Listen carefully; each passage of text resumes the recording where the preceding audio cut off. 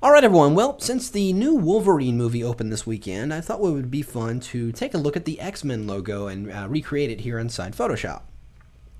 Now, what we need to do is first create kind of a brushed metal look. And you can do this by perhaps creating a texture inside Photoshop. But what I discovered is actually you can find an image like this. It's kind of just a brushed metal, just basically a scratched up metal image. And I found this to work really, really well. So what I'm going to do is go ahead and take this from this document over to my working file. And I got this from Fotolia. You can see the name up in here. It's fotolia.com. It's a stock photography, and they've got really great images, and it's really inexpensive. So you can certainly go in there and find all kinds of textures. So very, very cool. So I've dragged and dropped that metal file into this image, and let's go ahead and scale this in so it covers most of the area. So there is my background. What I'm going to do now is go ahead and run a blur on this. Let's go under the filter menu and go to blur, and we're going to choose motion blur.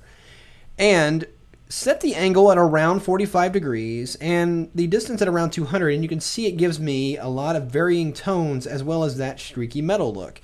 And you can of course go in here and modify the distance if you want to get more of a or less of a blur on it, so like that.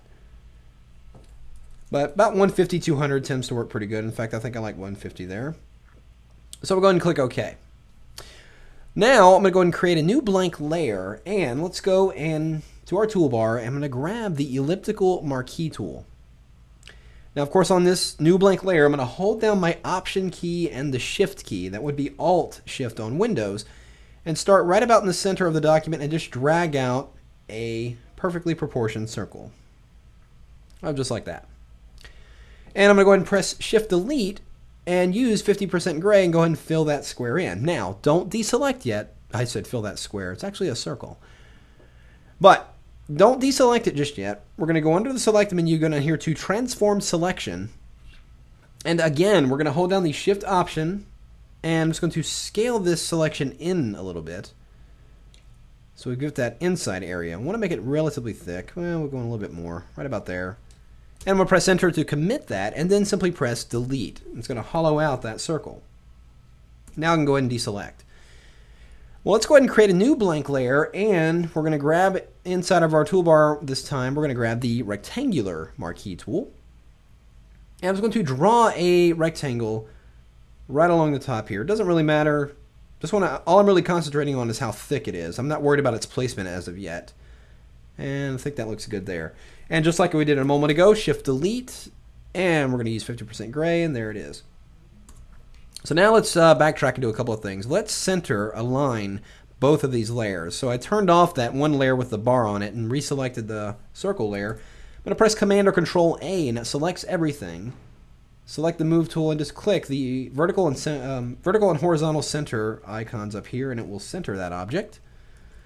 Let's not deselect yet. Let's reselect that block. And again, vertical, horizontal, centering, and there we have it. Now I'm going to press Command or Control T to invoke the free transform on this shape. Hold down your Shift key and just rotate clockwise to 45 degrees, just like that. It should snap to it.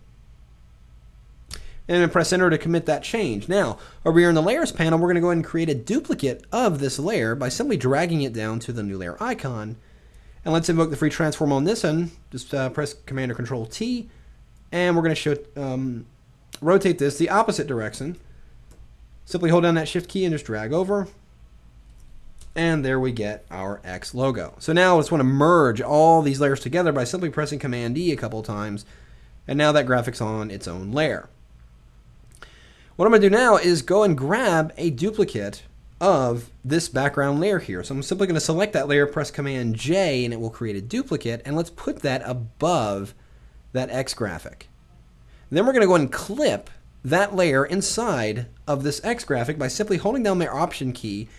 That would be Alt on Windows, and you get the overlapping circles here. Just clicking that, it will clip that inside of there.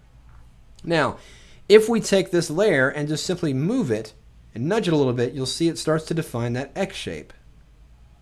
But let's give it a lot more definition. Let's select that X layer and double click on it, and let's open up the layer styles. So now what we're going to do is let's add obviously a drop shadow. We have to have a drop shadow, of course. And I'm going to increase the size a little bit. You can always go in here inside the document and actually just nudge it over.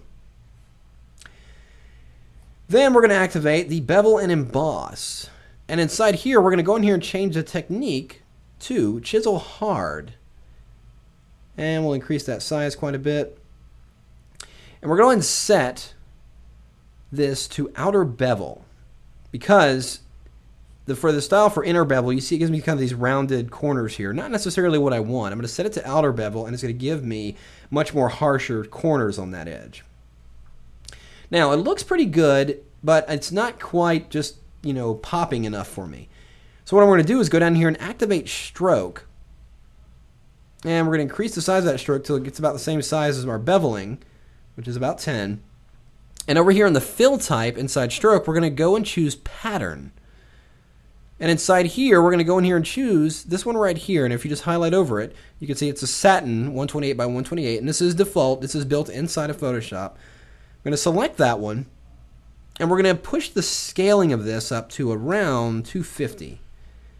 And you can always go in here and maneuver this around. And you can see it's giving me a cool metallic look to it. Almost like it's reflecting area around it. In fact, I'm going to increase that up to about 300 actually.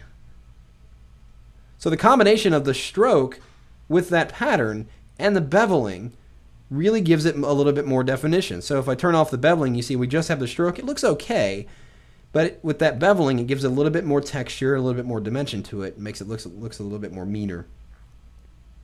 So let's go ahead and increase that drop shadow and just push that up a little bit. Increase the size and the distance, just so it rises it up off there a little bit more.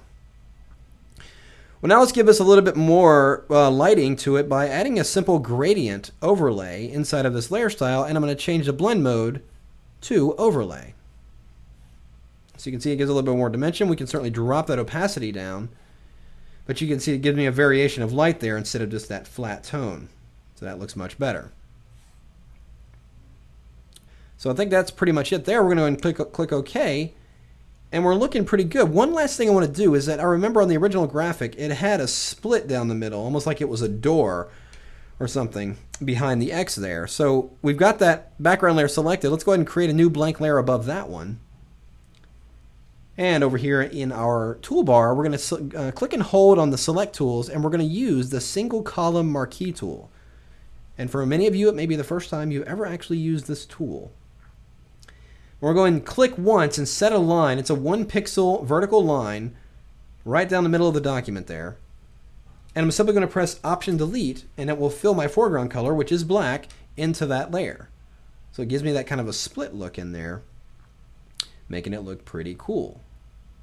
So there you pretty much have it, is the X-Men graphic built right from a preset or an image of a texture. Now, of course, you can go in there and always create your own texture, as I mentioned before, just by going into the file, running a little bit of noise, and running the same motion blur on it to get the same brushed metal effect there. But there you have it, the X-Men logo. Go see the movie. In fact, I did go see the midnight showing last night, and it is really good movie this time around. So check it out and have fun with it, and we'll see you next time.